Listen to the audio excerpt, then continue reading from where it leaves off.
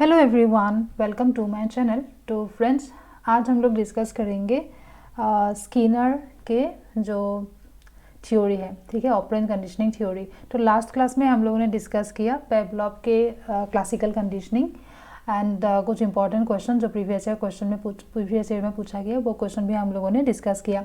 तो अब हम डिस्कस करेंगे स्किनर ऑपरेंट कंडीशनिंग थ्योरी, ठीक है। ये भी एक बहुत ज़्यादा इम्पॉर्टेंट थ्योरी है और अभी हम डिस्कस करते हैं। तो स्किनर का जो ऑपरेंट कंडीशनिंग थ्योरी है वो किसने दिया था? वो बीएफ स्किनर ने दिया है, 1938 में दिया है, ठीक है। वो एक अमेरिकन साइकोलॉजिस्ट थे एंड उन्होंने जो एक्सपेरिमेंट है वो एक्सपेरिमेंट रैट के ऊपर किया था, पिजन के ऊपर भी किया गया था, लेकिन रैट के ऊपर जो एक्सपेरिमेंट किया गया वो फेमस है अभी, है ना।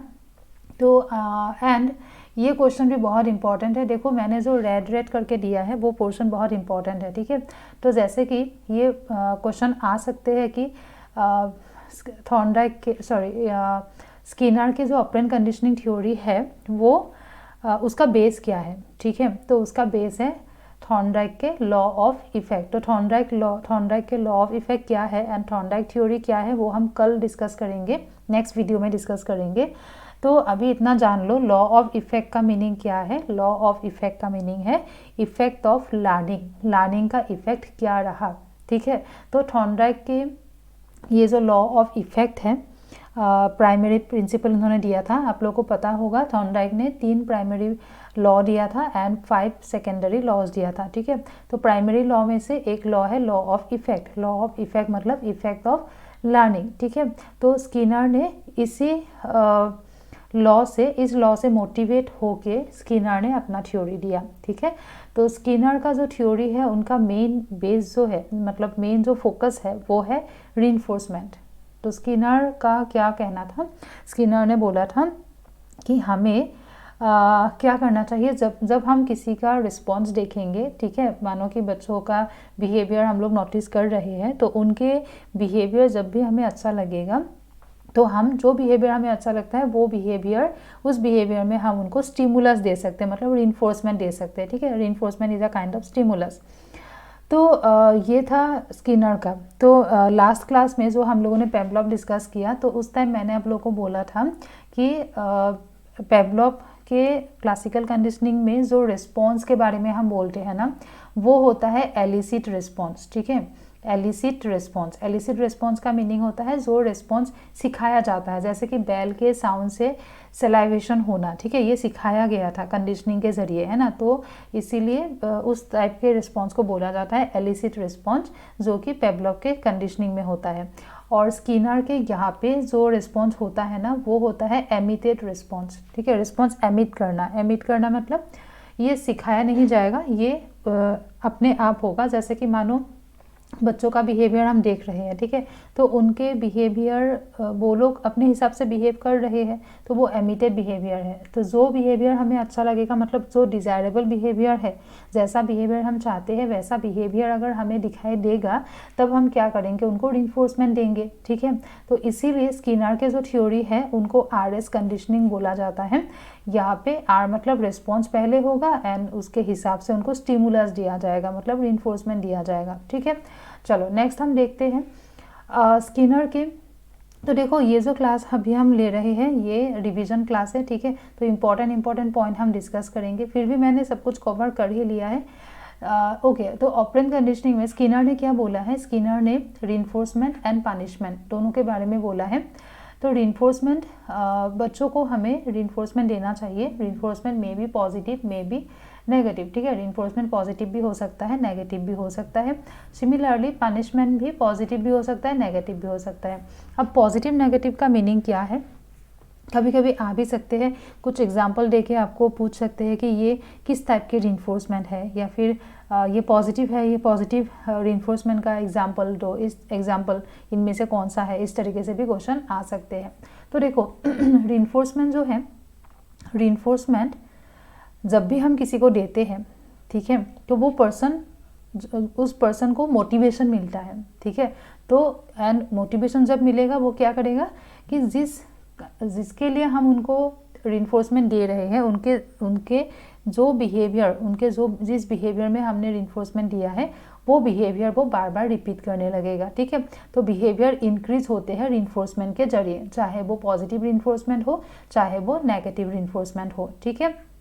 तो नेगेटिव का मीनिंग ये नहीं है कि, देखो बहुत लोगों का कन्फ्यूजन होता है कि नेगेटिव रिइंफोर्समेंट का मीनिंग पनिशमेंट समझते हैं, लेकिन नेगेटिव रिइंफोर्समेंट का मीनिंग पनिशमेंट नहीं है, ठीक है। पनिशमेंट अलग है बिल्कुल।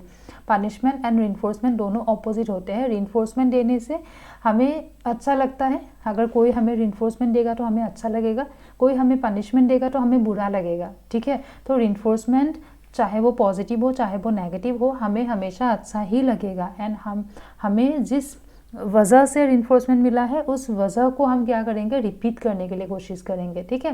लेकिन पनिशमेंट क्या होता है, पनिशमेंट नेगेटिव होता है, मतलब नेगेटिव मतलब ऐसा है, पनिशमेंट देने से हमें बुरा लगेगा, है ना। बच्चों को अगर हम पनिशमेंट देंगे तो बच्चों को बुरा लगेगा, ठीक है, चाहे वो पॉजिटिव पनिशमेंट हो चाहे वो नेगेटिव पनिशमेंट हो। तो पॉजिटिव नेगेटिव का मीनिंग क्या है? पॉजिटिव का मीनिंग होता है जहाँ पे स्टिमुलस प्रेजेंट, मतलब कुछ देना। जैसे पॉजिटिव रिइंफोर्समेंट का मीनिंग है कि बच्चों को रिइंफोर्समेंट हम दे रहे हैं, ठीक है, बच्चों को रिइंफोर्समेंट दिया जा रहा है कुछ दे के। मतलब मानो कि एक बच्चा है, उन्होंने होमवर्क किया, ठीक है, तो फिर हमने उनको चॉकलेट दिया या फिर उनको एक्स्ट्रा मार्क्स दिया, ठीक है। तो कुछ दे के जो उनको अच्छा लग रहा है, कुछ देने से उनको जो अच्छा लग रहा है वो है पॉजिटिव रिइंफोर्समेंट, ठीक है। नेगेटिव रिइंफोर्समेंट क्या है? नेगेटिव रिइंफोर्समेंट होता है स्टिमुलस को हटाना, ठीक है। तो ऐसा कुछ हम लोगों ने हटाया, ऐसा कुछ हम लोगों ने रिमूव किया जिससे उनको अच्छा लगा, ठीक है, वो होता है नेगेटिव रिइंफोर्समेंट। जैसे कि मानो क्लासरूम में ऐसा कुछ है मतलब जो बच्चों को पसंद नहीं है, ठीक है, तो फिर हम लोगों ने अगर उस चीज़ को हटाया, मानो कि ऐसा भी हो सकता है कि हम लोग अगर बच्चों को बोलेंगे कि अगर आप लोग शरारत नहीं करते हो तो फिर आप लोगों को एक्स्ट्रा होमवर्क नहीं दिया जाएगा, ठीक है। तो हम लोगों ने एक्स्ट्रा होमवर्क को रिमूव किया, एक्स्ट्रा होमवर्क को रिमूव करेंगे तो फिर उनको अच्छा लगेगा, है ना। तो वो होता है नेगेटिव रिइंफोर्समेंट। तो नेगेटिव रिइंफोर्समेंट मतलब कुछ ऐसा हम लोगों ने हटाया जिसके वजह से बच्चों को अच्छा लगा, ठीक है, वो है नेगेटिव रिइंफोर्समेंट। देन हम आते हैं पनिशमेंट। पनिशमेंट चाहे पॉजिटिव हो चाहे नेगेटिव हो, उससे बच्चों को हमेशा बुरा ही लगेगा। पॉजिटिव पनिशमेंट का मीनिंग होता है कुछ देना जिसके वजह से किसी को बुरा लग रहा है। जैसे कि हमने किसी को डांटा, ठीक है, तो फिर जिसकी वजह से उनको बुरा लगेगा, तो वो है पॉजिटिव पनिशमेंट। नेगेटिव पनिशमेंट क्या होता है? कुछ हम लोगों ने हटाया जो हटाने से उनको बुरा लगा। जैसे कि मानो बच्चे मतलब मोबाइल यूज़ कर रहा था, तो पेरेंट्स ने क्या बोला कि आप अभी पढ़ाई करो, मोबाइल हमें दे दो, तो मोबाइल बच्चों से ले लिया, ठीक है। तो जब मोबाइल को रिमूव किया गया, मोबाइल ले लिया बच्चों के हाथों से, तो फिर उनको बुरा लगेगा, तो वो है नेगेटिव पनिशमेंट, ठीक है। तो पनिशमेंट के वजह से क्या होता है, बच्चों का जो बिहेवियर है, जिस वजह से उनको पनिशमेंट मिल रहा है वो उनका डिक्रीज होगा, ठीक है, क्योंकि पनिशमेंट उनको बुरा लगता है और रिइंफोर्समेंट उनको अच्छा लगता है। तो जिस वजह से उनको रिइंफोर्समेंट मिल रहा है उस वजह को वो इंक्रीज करने के लिए कोशिश करेंगे। होप कि आप लोगों को समझ में आ गया होगा। स्किनर ने शेड्यूल ऑफ रिइंफोर्समेंट के बारे में भी बोला था। तो शेड्यूल का मीनिंग क्या है? टाइम प्लान होता है, ठीक है। टाइम प्लान मतलब स्किनर ने ये भी बोला है कि रिइंफोर्समेंट हमें कब कब देना चाहिए, ठीक है। रिइंफोर्समेंट हमें कब देना चाहिए, when and how often a response is reinforced, हमें कब बच्चों के रिस्पॉन्स को रिइंफोर्स करना चाहिए। तो उसके लिए शेड्यूल ऑफ रिइंफोर्समेंट 2 टाइप्स के होते हैं, एक है कंटिन्यूअस रिइंफोर्समेंट, एक होता है इंटरमिटेंट रिइंफोर्समेंट। कंटिन्यूअस रिइंफोर्समेंट का मीनिंग है कि जब भी कोई बच्चा करेक्ट रिस्पॉन्स दे, ठीक है, इन एवरी करेक्ट रिस्पॉन्स अगर हम उनको रिइंफोर्समेंट देंगे, ठीक है, हर बार जब भी वो करेक्ट रिस्पॉन्स देता है तो हम उनको अगर रिइंफोर्समेंट देंगे, दैट इज कंटिन्यूअस रिइंफोर्समेंट, ठीक है। इंटरमिटेंट का मीनिंग होता है पार्शियल, ठीक है। पार्शियल मतलब कभी कभी, हर बार हम नहीं देते हैं, हमें देना चाहिए लेकिन हम हर बार नहीं देते हैं, तब वो होता है पार्शियल रिइंफोर्समेंट, ठीक है, जिसको इंटरमिटेंट बोला जाता है। तो इंटरमिटेंट भी 2 टाइप्स के होते हैं, इंटरवल के बेसिस पे, रेशियो के बेसिस पे।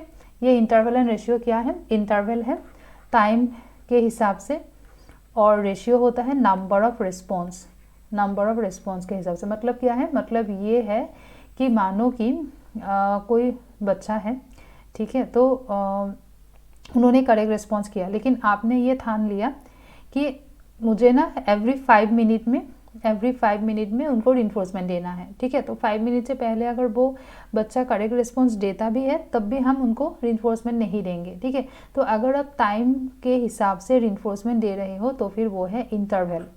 और अगर आप नंबर ऑफ रिस्पॉन्स के हिसाब से, मानो कि आपने ये ठान लिया कि अगर बच्चा 3 बार करेक्ट रिस्पॉन्स देगा तब उनको रिइंफोर्समेंट 1 बार दिया जाएगा, ठीक है। तो वो होता है नंबर ऑफ रिस्पॉन्स के हिसाब से अगर रिइंफोर्समेंट दिया जा रहा है तो फिर वो होता है रेशियो। अच्छा, देन इंटरवल एंड रेशियो का भी 2 टाइप है, एक है फिक्स्ड इंटरवल, एक है वेरिएबल इंटरवल, ठीक है। उसी तरीके से रेशियो का भी 2 है, एक है फिक्स्ड रेशियो, एक है वेरिएबल रेशियो। अब ये क्या है, तो देखो फिक्स्ड इंटरवल का मीनिंग है कि अगर हमने ठान लिया कि एवरी 5 मिनट में हमें रिइंफोर्समेंट देना है, ठीक है, तो आपने टाइम को फिक्स कर लिया, तो वो होता है फिक्स्ड इंटरवल। वेरिएबल इंटरवल क्या होता है, वेरिएबल इंटरवल होता है कि अगर आपने ये सोच लिया कि नहीं, कभी कभी 2 मिनट में उनको रिइंफोर्समेंट दे दिया, कभी कभी 5 मिनट में दिया, कभी कभी 10 मिनट में दिया, ठीक है, तो डिफरेंट जो आपका जो टाइम है वो वेरी कर रहे हैं, तो फिर वो होता है वेरिएबल इंटरवल। फिक्स्ड रेशियो क्या है, मानो कि आपने ये फिक्स कर लिया कि अगर बच्चा 3 करेक्ट रिस्पॉन्स देगा तभी उनको रिइंफोर्समेंट दिया जाएगा, ठीक है। तो बच्चे ने 1 बार करेक्ट रिस्पॉन्स दिया, आपने रिइंफोर्समेंट नहीं दिया, सेकंड भी उनका करेक्ट हुआ, आपने रिइंफोर्समेंट नहीं दिया, जब 3 आंसर उनका करेक्ट होगा तब आप उनको रिइंफोर्समेंट दोगे, ठीक है। तो एवरी 3 रिस्पॉन्स में आप अगर उनको रिइंफोर्समेंट दोगे तो वो फिक्स रेशियो में आते हैं, ठीक है। उसी तरीके से वेरिएबल रेशियो में क्या होता है, कभी कभी उनका 1 आंसर करेक्ट होने पर ही आप उनको रिइंफोर्समेंट दे देते हो, कभी कभी 5 आंसर करेक्ट होने से आप उनको रिइंफोर्समेंट देते हो, मतलब डिफरेंट नंबर ऑफ रिस्पॉन्स पे आप उनको रिइंफोर्समेंट दे रहे हो, ठीक है। वो होता है वेरिएबल रेशियो। ओके, तो होप कि आप लोग को समझ में आ गया होगा। स्किनर से रिलेटेड और एक बहुत इंपॉर्टेंट कंसेप्ट है, वो हम लोग नेक्स्ट क्लास में डिस्कस कर लेंगे। वो क्या है, RODEPA, ये शॉर्ट फॉर्म है इसका। ये होता क्या है ये हम नेक्स्ट क्लास में देख लेंगे।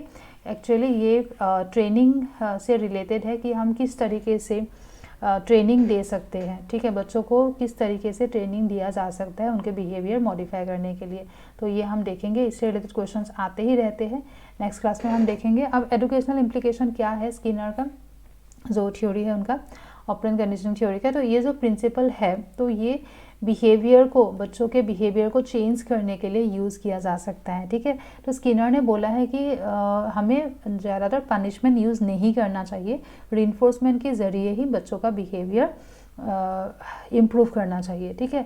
एंड जो मेंटली रिटार्डेड जो बच्चे हैं उनके लिए ये थ्योरी बहुत काम आते हैं, ठीक है, क्योंकि उन लोगों को हमें ज़्यादा से ज़्यादा मोटिवेशन देना होता है, तो स्किनर का थ्योरी बहुत काम आते हैं। और थर्ड में क्या बोला गया कि learning can be defined as modification of behaviour through reinforcement. Learning को हम क्या कह सकते हैं, लर्निंग का मीनिंग ही है मॉडिफिकेशन ऑफ बिहेवियर, लेकिन वो मॉडिफिकेशन हम किस तरीके से करेंगे, रिइंफोर्समेंट के जरिए करेंगे, ठीक है। तो कुछ क्वेश्चंस देखते हैं। Which of the following learning theories is intimately related to Thorndike law of effect. तो ये हम लोगों ने स्टार्टिंग में ही पढ़ लिया। थॉर्नडाइक लॉ ऑफ इफेक्ट से मोटिवेट होके स्किनर ने अपना थ्योरी दिया था, तो फिर ये होगा स्किनर्स ऑपरेंट कंडीशनिंग। तो यहाँ पे पूछा गया in the process of classroom teaching and learning which of the following schedule of reinforcement may not be usually found. तो ये कौन सा स्केड्यूल है जो जनरली पाया नहीं जाता है, ठीक है। देना होना चाहिए लेकिन जनरली क्लासरूम में नहीं देखा जाता, तो वो होता है कंटिन्यूअस स्केड्यूल, ठीक है। तो कंटिन्यूअस क्यों है, क्योंकि हमें देखो, हम ये भूल जाते हैं कि एवरी करेक्ट रिस्पॉन्स में बच्चों को रिइंफोर्समेंट देना चाहिए, हम ये भूल जाते हैं, ठीक है। तो फिर लेकिन हमें देना चाहिए हम, लेकिन बहुत बार क्या होता है, ज़्यादातर हम भूल ही जाते हैं, हम कभी कभी रिइंफोर्समेंट दे देते हैं, कभी कभी नहीं देते, ऐसा करते हैं।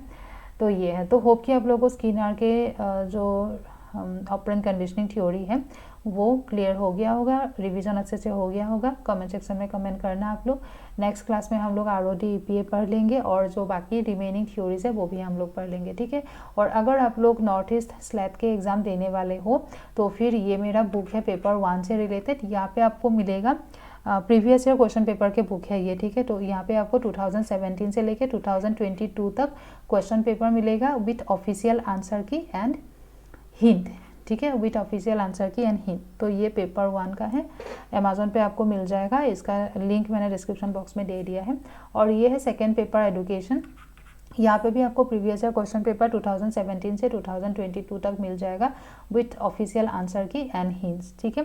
तो ये जो क्वेश्चन पेपर है नॉर्थ ईस्ट स्लैट से रिलेटेड है, question paper north east slate का ही है, जो कि किसी भी वेबसाइट पे अवेलेबल नहीं है, ठीक है। तो मैंने कलेक्ट करके ये सब कुछ एक बुक के फॉर्म में दे दिया है।